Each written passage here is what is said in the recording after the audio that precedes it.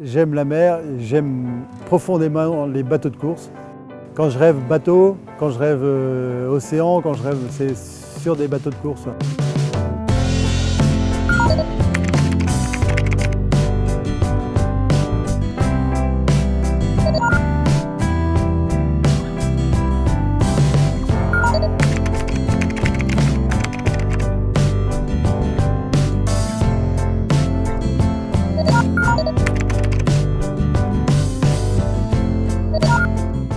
Très jeune, j'habitais mes grands-parents dans un petit port à Sainte-Marine, près de Quimper, au bout de la rivière de l'Audet. Et puis très tôt, pratiquement avant d'avoir appris à marcher, je savais godiller. Et donc mon grand-père naviguait, mes parents naviguaient, donc tout minot, on naviguait avec mes parents, les 4 gamins, sur des mousquetaires, des petits bateaux que mes parents louaient pour une croisière de 15 jours. Voilà. Et puis après l'optimisme, les régates, notamment avec Bertrand de Broc, en dériveur, en planche à voile. Et très vite, vraiment dès 12-13 ans, moi j'avais qu'une chose en tête, c'était de naviguer. Ce qu'elle a de magique, cette classe IMOCA, c'est justement le programme. Et c'est quand même un programme qui est quand même assez riche, qui est très diversifié, puisque demain c'est le Vendée Globe, donc c'est une personne seule qui va partir pour 80-75 jours de mer. Donc il y a un côté humain, une part humaine, il y a une part sportive, il y a une part technique. Enfin bon, il y a tout un panel de choses qui se rassemblent autour du Vendée Globe.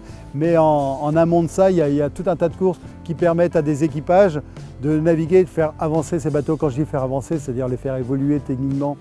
Et on n'est jamais plus fort dans une course en solitaire que si on a navigué en amont de cette course avec des équipages et donc des individualités, des forces qui amènent des plus sur le bateau et qui permettent au bout du compte d'aller plus vite.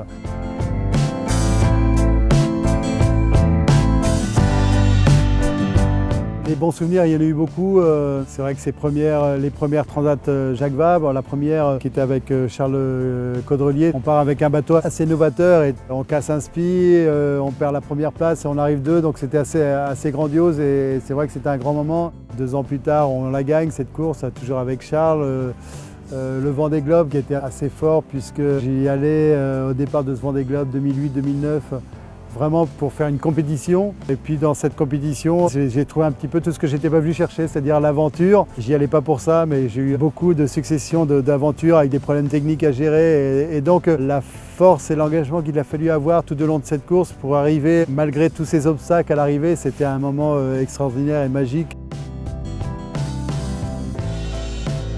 Les moments les plus durs, c'est vrai que la décision de refaire ce Vendée Globe avec des moyens, un bateau beaucoup plus abouti, donc tous les problèmes techniques et c'est réglé. Donc un bateau parfaitement équilibré, parfaitement préparé, tout parfait, sauf qu'au bout de 4h30 de course, c'est l'arrêt buffet, la quille, le bazar, retour au port. C'est vraiment un moment tellement dur parce que des Vendée Globe, j'imaginais pas en faire 50 dans ma vie.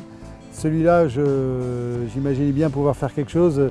Je l'ai pu le prouver pendant 4h30 de course où j'étais vraiment en tête de course et donc c'était vraiment un gros coup de bâton sur la tête. Donc j'ai essayé de l'évacuer en construisant d'autres projets pour la suite et notamment le record de l'Atlantique et puis la Transat Jacques Vabre 2013.